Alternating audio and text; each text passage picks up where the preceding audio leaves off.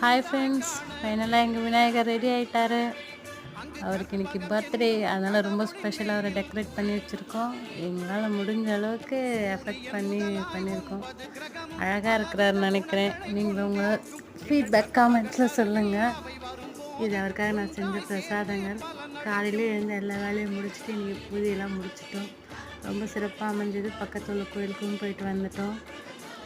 இந்த விநாயகர் சதுர்த்தி எவ்வளோ சிறப்பாக அமைஞ்சதோ அதே மாதிரி எல்லாமே அமையணும். என் பையன் ரொம்ப பக்திமயமாக வீடு ஃபுல்லாக ஊதுவத்தி காமிச்சிட்ருக்காங்க. குழந்தைய நல்லா படிக்கணும், எல்லோரும் நல்லா இருக்கணும்னு வேண்டிக்க சொன்னேன்.